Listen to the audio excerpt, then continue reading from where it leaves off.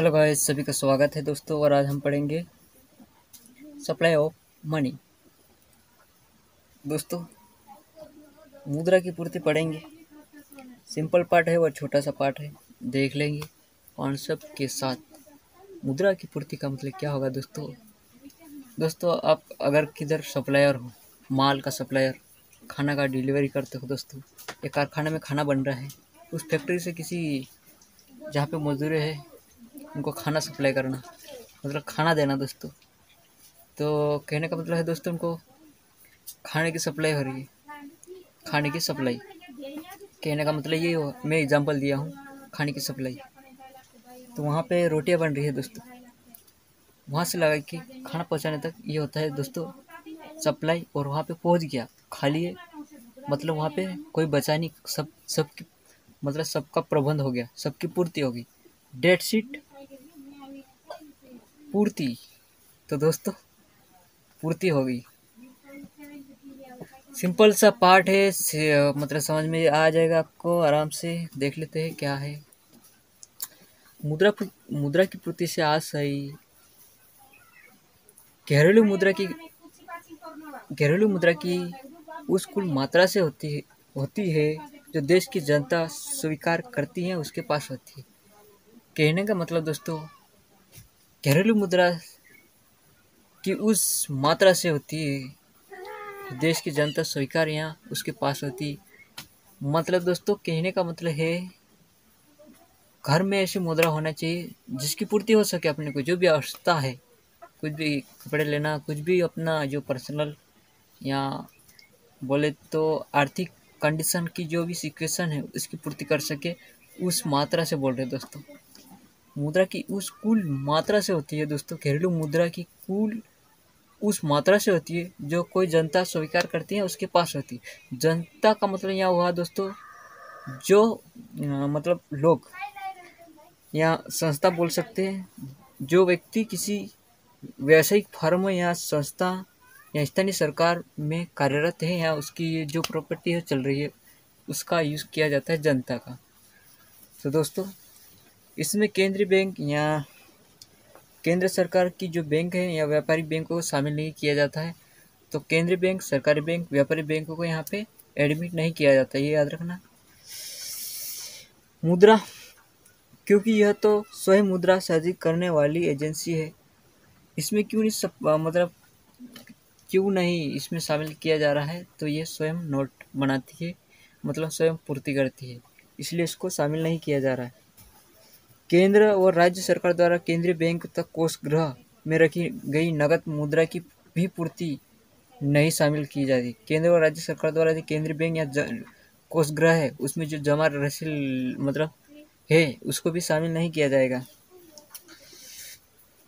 इस प्रकार व्यापारिक बैंक की वह नकद मुद्रा जो उसके पास उसके केंद्रीय बैंक के पास रखनी अनिवार्य है, तो केंद्रीय बैंक की न देने योग्य मुद्रा की पूर्ति में शामिल नहीं किया जाएगा, क्योंकि वास्तव में चलन में नहीं आती। क्योंकि इस प्रकार इसकी भाषा देखते हैं। किसी समय विशेष बिंदु पर मुद्रा की पूर्ति से आशय कुल मुद्रा की मात्रा से होता है जो उस समय बिंदु पर चलन में होती है। मतलब दोस्तों, उस समय उपयोग आने वाली मुद्रा को बोला जा रहा है यहाँ पे सप्लाई। जो काम नहीं आ रही है, उसके पास पड़ा रह रहा है पैसा, उसका यूज यहाँ पे नहीं किया जा रहा है, तो उसको सप्लाई में शामिल नहीं करेंगे। कहने का मतलब ये है। तो ये परिभाषा हो गई। और देख लेते दोस्तों,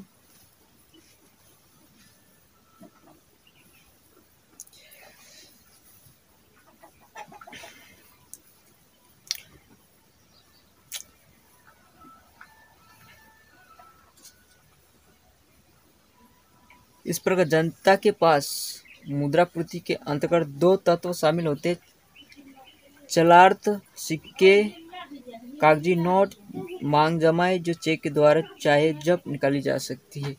दोस्तों, पानी की तरह जो बह रही है ना दोस्तों, यहाँ से आएगी, मेरे जेब में आएगी, मैं किसी को और दे रहा हूँ, वो किसी को और दे रहा है, और फिर घूम के आएगी। इसी तरह से मुद्रा को बोला जा रहा है, वो मुद्रा सप्लाई में हो रही है दोस्तों, किसी किसी की पूर्ति कर रही है, वहाँ से फिर वो उधर जा रही है, वहाँ से फिर उधर जा रही है। एक जगह पड़ने वाली मुद्रा नहीं बोल रहा है दोस्तों यहाँ पे, है ना, तो याद रखना। अब देख लेते दोस्तों स्टॉक। स्टॉक यानी दोस्तों शेष कितना है भारत में। भारत में मुद्रा स्टॉक, इसको दो मेथड से समझाया गया है दोस्तों, दो श्रेणियों में प्रस्तुत किया गया है भारत में मुद्रा स्टॉक। लोगों के पास कुल मुद्रा, कुल मौद्रिक साधन, ये दो रीतियां है दोस्तों। तो दोस्तों लोगों के पास कुल मुद्रा से में आकलन में निजी व्यक्ति के पास, जो भी प्राइवेट व्यक्ति है किसी फर्म से जुड़े हुए, उनके पास कुल करेंसी, लोगों की बैंक में कुल जमा राशि व रिजर्व बैंक के पास कुल अन्य जमा राशि से को शामिल गया है। मतलब दोस्तों लोगों के पास कुल मुद्रा का मतलब क्या हो रहा है, लोगों के पास कुल मुद्रा का आकलन निजी व्यक्ति के पास करेंसी, यहाँ नहीं लिख सकता हूँ, लोगों के पास कुल मुद्रा, तो दोस्तों रिजर्व बैंक के पास जो मुद्रा होगी वो, जो व्यक्ति फर्म से जुड़ा है उसकी करेंसी, फिर कुल जमा होगी, तो ये हो गया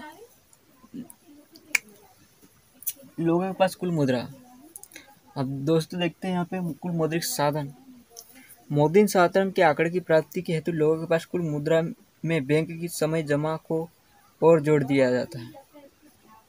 जो जमा है फिर जो ब्याज मिल रहा है दोस्तों उसको भी जोड़ दिया जाएगा, समय जमा को भी जोड़ दिया जाएगा, कहने का मतलब यही है। अब इसको आकलन किससे करेंगे, इसका मतलब दोस्तों इसको निकालेंगे किसी, तो उसका सूत्र है दोस्तों यहाँ पे फार्मूला, मुद्रा stock M1 + M2 + M3 + M4। जहाँ पे दिया है दोस्तों M1 का मतलब क्या है ये देख लेते हैं। M1 मतलब लोगों के पास कुल करेंसी प्लस लोगों की बैंक में कुल जमा राशि।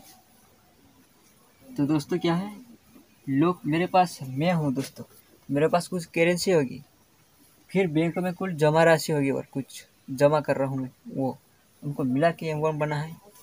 और M1 दोस्तों कुल करेंसी, लोगों के पास कुल करेंसी, बैंक में कुल जमा राशि प्लस डाक खानों की सेविंग, बैंक में जमा राशि, जो डाक खाने हैं दोस्तों उसमें सेविंग कितनी जमा राशि सेविंग बच रही है उसको लगा के M2 बना दिया है ना दोस्तों।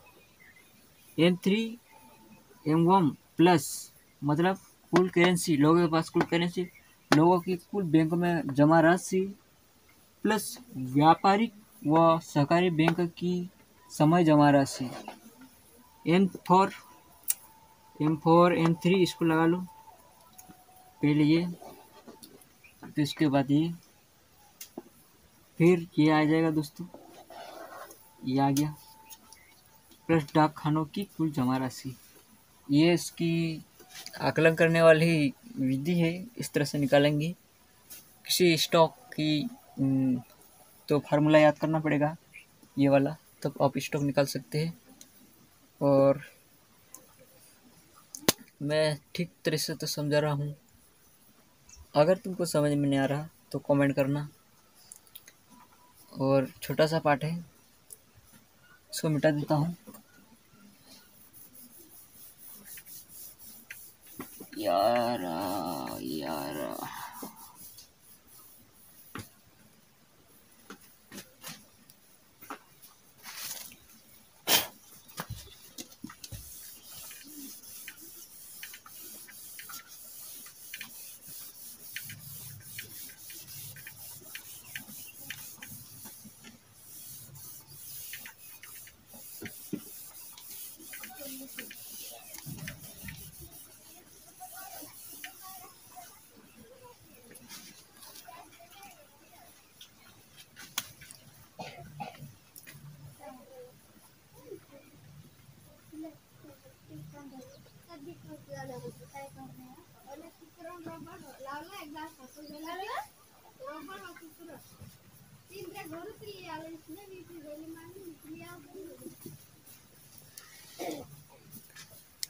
तो दोस्तों, मुद्रा पूर्ति के निर्धारक कौन करता है, कौन निकालेगा मुद्रा, कहने का मतलब ये दोस्तों। तो दोस्तों हम देख लेते कौन निकाल रहा है मुद्रा की पूर्ति। पहले देख लेते मैं कुछ समझा देता हूँ तुमको। किसी भी अर्थव्यवस्था में मुद्रा पूर्ति को प्रभावित करने वाले केंद्रीय व व्यापारी बैंक या सरकार तथा जनता की बचतों में प्रति मनोवर्ती का प्रमुख हाथ होता है दोस्तों। केंद्रीय बैंक जहाँ नोटों का निर्गमन करती, केंद्र बैंक क्या करती दोस्तों, नोटों को निकालती है बना के, बैंक व्यवस्था पर नियंत्रण रखती है, तथा वही व्यापारिक बैंक अपनी जमा के आधार पर ऋण प्रदान करके मांग जमा तथा मुद्रा पूर्ति को प्रभावित करती है। इसीलिए दोस्तों हम देखते हैं कि कुछ तीन तत्व है जो कि मुद्रा सप्लायर का काम करते हैं, यहाँ निकालते हैं दोस्तों मुद्रा को। पारक्षित निधि अनुपात है ना, पारक्षित जमा अनुपात मुद्रा पूर्ति को निर्धारित करने वाला महत्वपूर्ण तत्व है। पारक्षित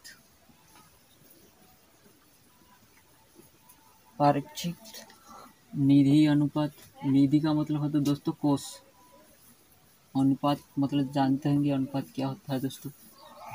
फर्स्ट सेकंड है दोस्तों बैंक कोषों, बैंक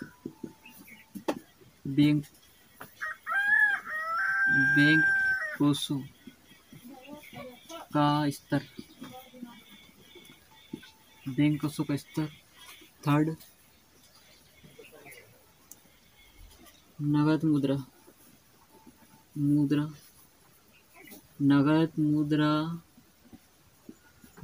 होगी तथा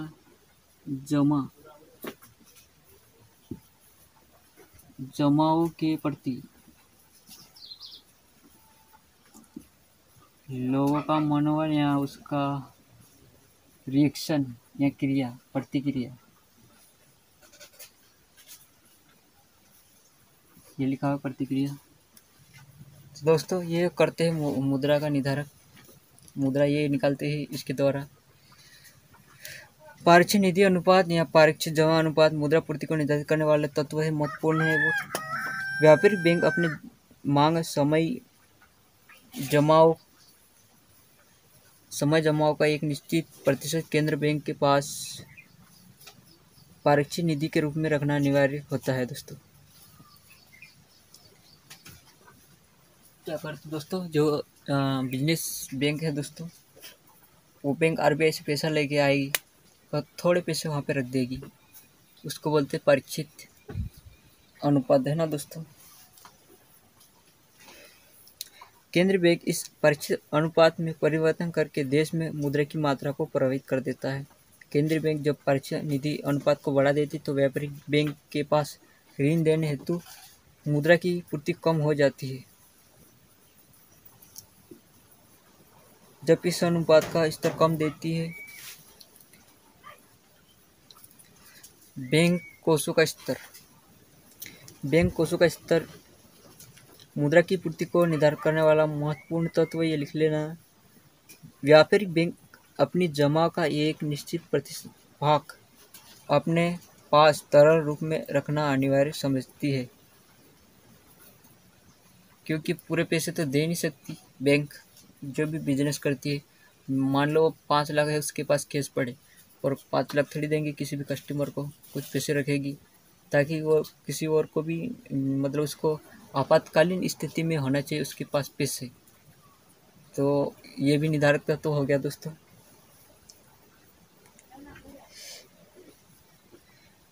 तरल कोषानुपात जितना अधिक होगा, व्यापारिक बैंक के कोषों का स्तर उतना ही कम होगा, अर्थात कम मात्रा में उधार सुविधा दे पाएंगे। नगद मुद्रा जमा, जनता की मुद्रा अपने पास रखना चाहती है तथा कितनी मुद्रा बैंक में है, इस बात भी पूर्ति को प्रभावित करती है। मुद्रा की पूर्ति को प्रभावित करती है।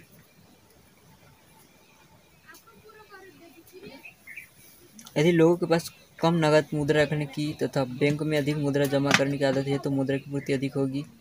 इस कारण अधिक जमा के आधार पर बैंक अधिक शाखा सृजन कर लेते हैं। उसके विपरीत लोगों में बैंकिंग आदत नहीं होती है, अपनी मुद्रा को अपने पास रखना ही पसंद करती है। क्योंकि दोस्तों एसटी कम्युनिटी जो एसटी जाति के लोग हैं या एसटी समाज के जो भी लोग होंगे, वो पैसे बैंक में जमा करना अच्छा नहीं मानती है दोस्तों, क्योंकि वो समझती नहीं बैंक क्या होती है दोस्तों। जो भी क्षेत्रीय एरिया में रहते हैं उनको तो पता ही नहीं रहता दोस्तों, वो पैसे अपने पास रखना पसंद करेगी पर बैंक में नहीं।